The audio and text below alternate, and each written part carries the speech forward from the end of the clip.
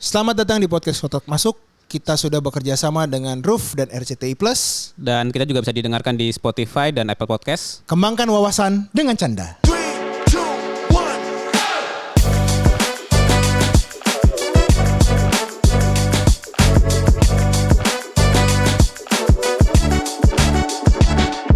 Selamat sore, pagi, siang. Udah balik-balik gue nih. Iya, nggak apa-apa. Emang kita kan hidup di multiverse kan. Kalau gue boleh tanya nih, sekarang bulan apa nih? Inilah kalau episode ditabung-tabung begini nih. Gak penting lah. Gak ya, penting, bulannya. gak penting. Penting gak penting. narasumbernya. Dan lokasi dulu dong kita Dan sebut. lokasinya. Lokasi di mana sekarang? Di Markas Comika, Dibantu dengan audio? Soundlit. Iya, siap. Kayaknya bentar lagi apa? Nick, Ya. gue kan akhir-akhir ini tuh lagi bingung nih sekolah anak nih, Nick. Ya. Nah, kemarin gue lihat-lihat gitu, ada yang terkenal kemarin kan, yang ada ruang-ruangannya itu loh. Nick. Iya. Nah, Nick, lu ada temen lagi gak, Nick? Karena kan lu paling banyak nih temennya kayak ini sekarang nih. Ya kebetulan aja bang. Ya kebetulan semua. Kebetulan. Depok City lagi. Depok City. Depok City, oh my god. Siapa temen lu hari ini, Nick? Jadi kebetulan gue kenal sama Ray ya. Yes. Termasuk juga dia adalah host dari Asumsi Bersuara. Ya. Dan Ya. sekarang juga sebagai seorang product manager di Ruang Guru ya, Ray ya. Selamat datang Ray. Halo, thank you banget nih udah diundang lagi. Padahal Ini dari punya tadi di sini podcast ya. ya? Iya. Dari tadi di sini gua. Jadi ini yang kemarin podcast yang kita bahas ya kan? Iya. Dia ternyata juga punya ada andil juga di Ruang Guru gitu. Nick. Betul. Wow, keren. Ray, kalau di Ruang Guru nih yang gue tahu kan, itu aplikasi yang kayak gimana sih? Karena jujur, gua kan kemarin pas pandemi kan anak sekolah kan memang online Oh, semua kan. ada anak Punya sekolah. Udah sekolah, Iya. tapi masih TK sih sebenarnya. oke. Cuman pas gua ngeliat biaya anak sekolah ketika dia masuk, kok sama kayak biaya kuliah gitu kan. Terus gua ngeliat dengar aplikasi yang namanya Ruang Guru. Gue butuh penjelasan sebenarnya sih. Ruang Guru tuh sebenarnya kayak apa sih? Oke. Jadi Ruang Guru itu tadinya awalnya kita di awalnya banget itu kan platform untuk lu cari guru les, cari guru privat gitu kan. Awalnya nih. Awalnya. Back in 2014 atau 2015 gitu. Oke. Nah, kalau sekarang kita udah banyak banget sih lainnya gitu. Kita ada yang untuk K-12. K-12 tuh maksudnya anak dari SD sampai SMA gitu. Jadi yang lebih kayak segala hal yang lu butuhkan lah. Lu misalnya butuh bimbel, lu butuh kita ada yang live teaching misalnya. Jadi lu bisa pulang sekolah nih, lu bisa belajar lagi di Ruang Guru. Ada gurunya live nih misalnya. Itu ada. Terus ada yang pre-recorded. Pre-recorded itu jatuhnya kayak Netflix lah ya. Kayak Netflix tapi instead of lu Untuk belajar nonton gitu. film, ini lu untuk belajar gitu. Jadi misalnya kita udah siapin nih materinya kayak udah dalam bentuk journey yang enak gitu ya untuk dipelajarin gitu. Jadi lu tinggal ikutin gitu. Misalnya besok lu mau belajar buat apa gitu, lu tinggal ikutin. Tuh ada line business yang kayak begitu. Terus ada juga kayak homework solver. Apa tuh homework solver? Jadi misalnya lu Punya PR. nih, terus lu kesulitan gitu ya. Ih curang banget. Ada kayak gitu sekarang. Sekarang udah bisa. Jadi kayak ngeri. lu Dibantu ngeri. kerjain apa tutorial? Nah, itu tuh gimana tuh? Jadi itu modelnya kayak dikasih yang mirip-mirip, yang mirip-mirip kayak gimana cara mengerjakannya gimana, konsep-konsepnya apa aja gitu. Jadi lu bukan kayak tiba-tiba dikerjain PR lu, enggak juga. Enggak gitu ya, Dia memberi lu harus belajarnya gimana gitu. Terus ada macam-macam lah itu semua lini yang K-12 ya, yang buat SD sampai SMA. Di luar itu kita ada juga yang untuk orang dewasa ya, yang profesional, mahasiswa mahasiswa profesionals gitu. Itu ada Skill Academy misalnya, ada ruang kerja gitu. Ruang kerja itu apa tuh maksudnya? Ruang kerja itu kayak platform learning management buat company gitu, buat company. Jadi kalau misalnya gua nggak tahu lu dulu misalnya kerja kan suka ada trainingnya segala macam itu kan Sangat menyenangkan. Sangat. Nah, itu kita banyak company yang belum ada misalnya sistemnya kita bisa buatin gitu. Jadi kita ada yang buat ya tadi tuh ada yang buat professionals, ada yang buat K-12 gitu. Ini kayak Coursera gitu ya kalau yang buat profesional gitu ya? Serupa, yes gitu. Ya kalau gue kebetulan di yang K-12-nya. Jadi gue di ruang belajar namanya. Ruang belajar itu yang pre-recorded content tadi yang seperti Netflix subscription lah buat anak-anak sekolah ini belajar gitu. Nah, ini kan bedanya nih. Gue kan usia 35, sorry gue mau ngomong 25. Usia 35 nih, Ray. Zaman dulu kalau ngeles itu kan enakan rame-rame ke tempat bimbingan les. ngegebet-gebet pulang. Iya dong. Iya kan gue apa adanya aja nih, apa adanya kan. Nah sekarang kan beda nih.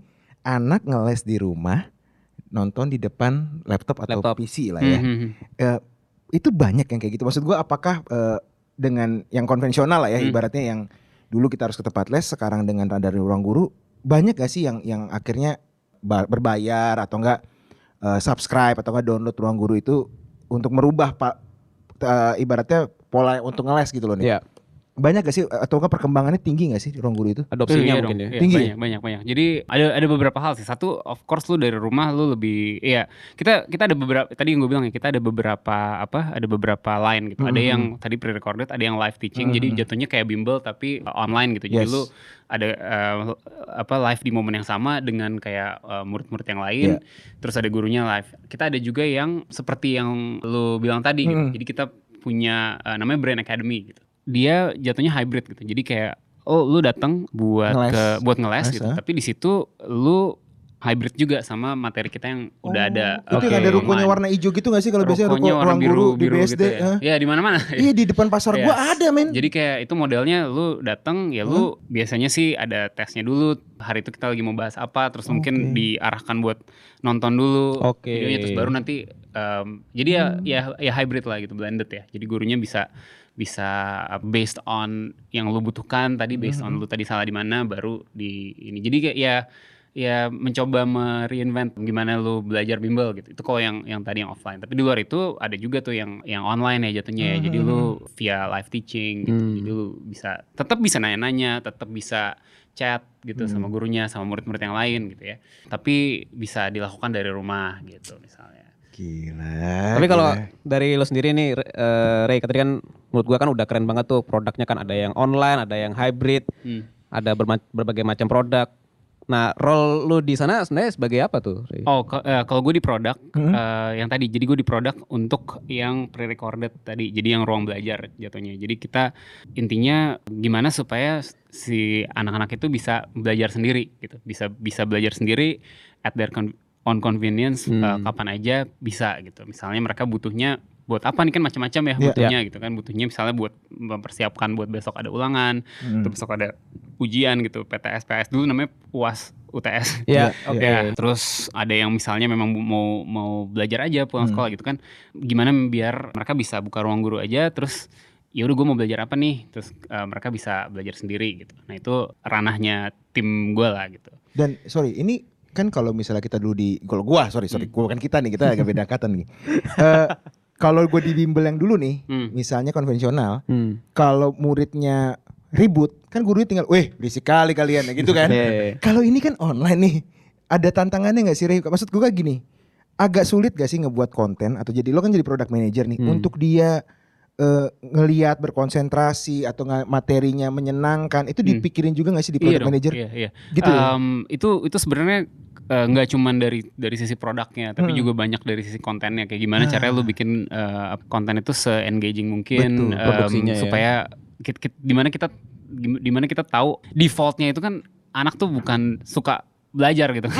Jadi kan lu perlu gimana sih caranya supaya lu always keep their attention, supaya tetap tertarik gitu. Dari sisi kontennya gimana, deliverynya, materinya gimana, lu kasih animasi segala macam supaya lu nggak cuma seneng tapi lu actually benar-benar ngerti gitu kan dengan materinya. Itu satu. Nah dari sisi produknya juga gimana caranya supaya anak-anak tuh seneng mengoperate aplikasinya gitu. Misalnya fitur-fitur engagementnya nih, misalnya lu kalau belajarnya bisa cukup banyak gitu ya, atau kayak lu ngerjain soal-soalnya benar gitu, nanti kita misalnya kita bisa kasih poin gitu, bisa kasih ada kayak gamenya gitu ya. Kita gamify gitu. Supaya lu lebih tertarik gitu buat balik lagi ke aplikasi buat belajar gitu. Given ya itu tadi challenge-nya kan, anak-anak tuh pada prinsipnya nggak suka belajar kan, kebanyakan gitu. Kita gimana caranya supaya anak-anak semangat gitu buat buka lagi, buat pakai lagi. Itu sih challenge tim gue itu lah. Gue tau nih orang yang mau saya Tapi gue gak akan lo, kalau gue gak. Tapi gini bang, ini kan gue belum punya anak yang SD atau SMP atau SMA ya. Gue kan selalu berpikir tuh cara belajar itu atau penyampaian dari si guru itu adalah segalanya. Kalau gue ya sebelum konten nih, karena kan jujur kalau kenapa gue milih les dibandingkan sekolah waktu itu misalnya pas di SMP atau SMA. Itu gak sekolah dulu? Enggak, maksudnya gue gak ngeles di sekolah. Oh, oke. Gue ngeles di satu tempat lain. Iya. Karena gurunya sama. Oh gitu. Iya dong, kalau misalnya di sekolah kan, misalnya gue ngeles matematika, ya gurunya si matematika ini lagi. Iya. Tapi kan kalau di les tempat luar kan ada dua keuntungannya. Gurunya bisa beda, sama bisa nambah gebetan. Tapi kan, dulu gue ganteng nih, dulu. Percaya. Kata ibu gue. Nah, ini dari gurunya sendiri nih Bang, sebagai product manager ya tadi ya. Itu butuh seperti apa sih? Kan ngejelasin tadi kan, itu kan butuh tantangan kan. Apakah dia harus di training dulu sebelum buat konten atau gimana Bang? Sebenarnya itu bukan di tim gue sih, karena ya maksudnya itu kita memang punya satu tim spesifik ya, tim konten tuh isinya bener-bener guru-guru yang kita selalu bilang ya itu mungkin guru-guru yang paling bagus di Indonesia lah, kita saring gitu ya, untuk bisa jadi tim akademik, tim konten di ruang guru gitu. Nah jadi biasanya ya semua yang lu bilang tadi lah udah dijalanin ya juga gimana caranya supaya mereka semua bisa ngedeliver. Jadi ada yang tugasnya misalnya untuk memastikan kita di satu video ini nih mau bahas apa aja sih gitu. Terus nanti gimana caranya itu bisa disampaikan dengan semenarik mungkin, kira-kira perlu kayak gimana gitu. Kita kan selalu bikin videonya tuh se-engaging mungkin gitu. Kita biasa selalu ada animasinya segala macam biar anak-anak tuh satu lebih tertarik dan dua bisa konsepnya tuh bisa dijelaskan dengan lebih visual, lebih bagus gitu misalnya. Itu ada entire team yang memang tugasnya itu gitu. Jadi mungkin gue nggak bisa terlalu banyak ngomongin itu karena bukan ranah gue, tapi yang gue tahu kayak begitu. Nah, itu selalu dilihat tuh gimana si video ini gitu ya. Anak-anak suka nggak, terus ngerti nggak gitu-gitu. Dan kita sering banget engage langsung dengan anak-anak gitu. Nanya langsung gitu. Iya, jadi kayak terutama ya buat produk juga, buat konten juga ya. Buat konten mungkin lebih ngecek ke ngerti nggak nih gitu materi. Tapi buat kita di produk, ngerti nggak cara makainya nih aplikasi ini, membingungkan nggak nih, susah nggak nih gitu. Misalnya kita mau ada fitur baru atau kita mau revamp dikit the way kita men-structure materi misalnya. Itu reaksinya gimana nih, responnya anak-anak gitu. Terus kira-kira ada kebutuhan apa, ada pain point apa nih gitu. Itu sangat penting gitu buat kita bener-bener langsung ngobrol sama usersnya gitu kan. Untuk dapat insight kayak gitu, karena banyak banget tuh hal-hal yang nggak kebayang sebelumnya gitu. Pasti dengan anak-anak zaman sekarang ya. Iya, istilahnya tuh kalau di product management tuh ada iterasi namanya. Waduh. Makin keren loh ya, makin keren ya. Iya, karena maksudnya gini, percuma nih kita udah nge-build ya satu feature lah. Kadang walaupun sesederhana misalnya feature, gue mau dong ada klik buttonnya untuk ada reaksi A, B, C, D gitu. Itu kan gak gampang sebenarnya kan. Kalau di ilmu product management ada namanya kan sprint ya, ada agile-nya kan. Satu sprint mungkin bisa 2 minggu, bisa 3 minggu gitu kan. Nah kalau kita nggak nanya sama usernya, kita udah terlanjur build, udah keluar cost, nah tentu nggak dipakai kan jadi percuma juga gitu kan. Dan itu berlaku di semua company lah ya sebenarnya, nggak cuma tech company juga, maksudnya di semua perusahaan bisa diimplement kayak gitu kan. Nah tapi mungkin especially so di ruang guru yang buat gue challenge lebih utamanya lagi adalah karena produk kita itu usernya demografinya bukan kita sendiri gitu. Jadi gue belum punya anak yang usia SD sampai SMA. Gue juga mungkin udah lebih dari 10 tahun yang lalu lulus dari SMA. Jadi sangat mungkin gue nggak relate gitu dengan apa yang gue lagi buat gitu. Beda misalnya kalau lu di Gojek gitu, misalnya lu mau improve experience order makanan gitu. Lu sendiri kan adalah usernya gitu. Jadi lu sendiri mungkin aware kira-kira gimana sih ini yang masalahnya sekarang apa sih, kira-kira gimana bisa ini lebih bagus lagi. Lu sendiri mungkin udah ada sense itu gitu, dan mungkin orang-orang yang kerja bareng lu juga udah ada sense itu. Lu kalau mau ada iterasi baru atau lu mau ada ide baru, lu gampang ngecek ke teman-teman kita aja, istilahnya dog feeding. Lu bikin dulu buat dites di company kita sendiri, pada seneng nggak, ada feedback apa, itu bisa dilakukan gitu. Nah di gua nggak bisa gitu, karena kan ya kita udah bukan siswa, udah bukan anak kecil, udah bukan siswa lagi gitu kan. Ya, kadang-kadang kita coba juga sih, kita coba nih, oke, satu topik matematika kelas 11 coba deh kita kerjain lagi gitu. Udah lupa gitu. Kadang-kadang kita ya tapi to a certain extent ya beda pasti gitu, karena worries gue sebagai orang di usia 30 31 di disclaimer lagi tuh. lupa dengan worriesnya anak kelas 12 yang lagi mau jelang UTBK gitu kan beda gitu kayak apa yang akan yang dia butuhkan segala macam itu kan beda. Jadi makanya perlu banget tuh buat actually ngobrol sama users gitu kan. Lu tuh butuhnya apa, lu tuh ada masalahnya apa, dan dari situ tuh biasanya dapat oh ya ternyata mereka butuhnya gini loh, oh, ternyata mereka begini loh gitu. Ternyata mereka nggak ngerti ini kita mau bikin apa solusinya, terus kenapa harus ada ginian Kak? Kadang-kadang ada aja tuh kayak begitu gitu. Jadi tapi kalau ini kan lo tadi ngomongnya usersnya itu kan siswanya nih. Nah biasanya kalau sekolah itu adalah orang tua ya kan. Ada voice yang mungkin menjadi masukan lo juga nggak sih kalau dari orang tua gitu? Oh iya dong. Ada juga ya. Kita juga sering interview parentsnya juga gitu. Nah kalau parents mungkin adalah sedikit orang-orang di kantor yang mungkin udah punya anak, ya itu bisa lah ditanyain gitu kan. Tapi di luar itu interview actual parents juga perlu gitu kan. Karena at the end of the day mereka yang bayar kan. Betul. Mereka yang bayar. Cuman memang different degrees lah. Kalau misalnya different degrees of autonomy ya anak-anak kayak kadang-kadang ada juga yang orang tua pokoknya kalau lu seneng gue bayarin gitu. Ada lagi yang lain kayak orang tuanya yang mau bener-bener dia yang ngeliatin nih mau beli atau enggaknya dia yang decide banget, ada juga gitu kan. Nah, jadi kita perlu juga tuh ngobrol sama orang tua kira-kira lu butuhnya apa, lu butuh dikasih info apa juga.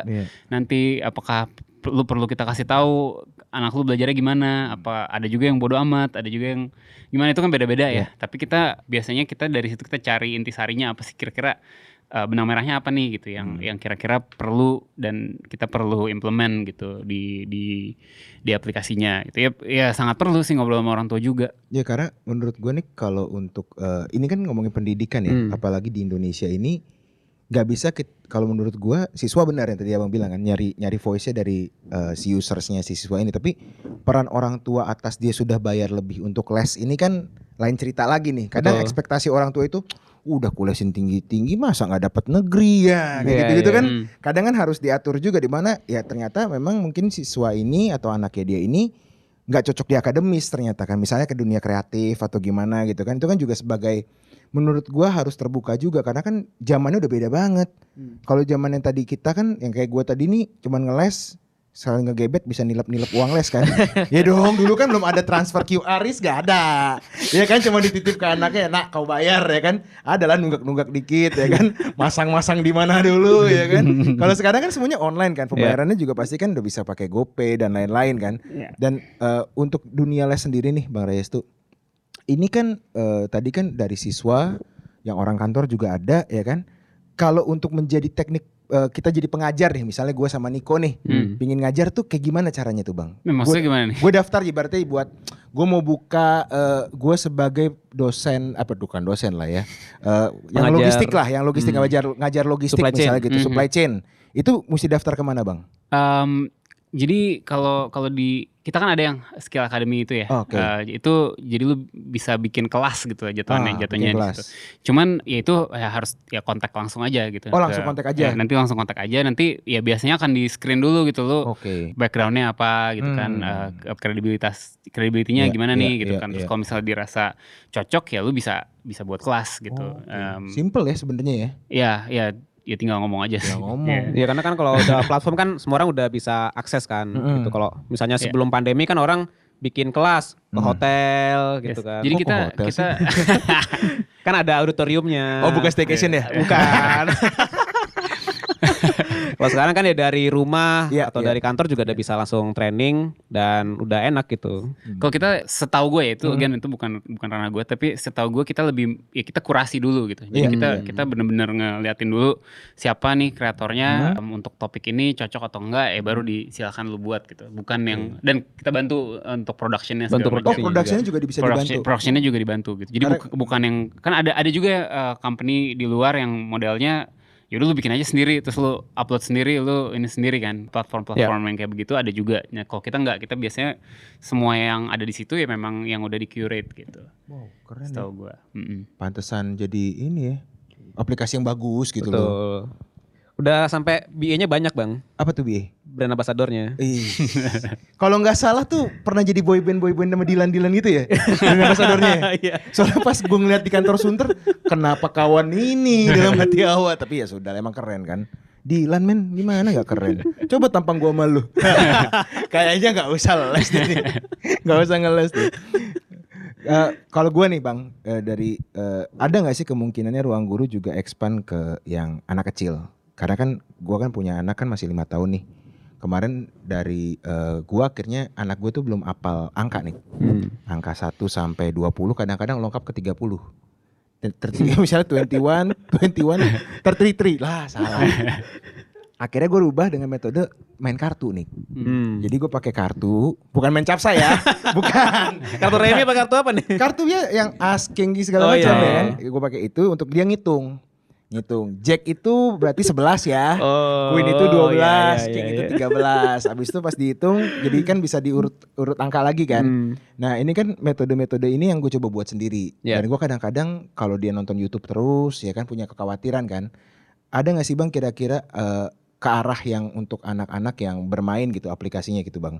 Iya, jadi actually kita udah ada tuh. Jadi kalau di aplikasi Ruang Guru terus masukin dia kelasnya SD gitu ya, 1 sampai 6, terus ada pilih metode belajar, metode belajar bersama Dafalulu namanya. Nah, siapa tuh? Ya itu karakternya lah. Ada karakternya. Nah, itu ya kayak bermain jadinya. Jadi kayak dia untuk ngajarin materialnya itu bener-bener fully animated satu, terus banyak permainannya gitu. Jadi kayak ada yang lu harus masukin ini ke sini, terus kayak gimana. Jadi kayak apa ya? Bener-bener jadi aplikasi jadi totally berbeda dan penuh permainan lah gitu. Jadi ada kayak aim-aimnya gitu ya yang lu mesti lakuin di setiap learning material gitu.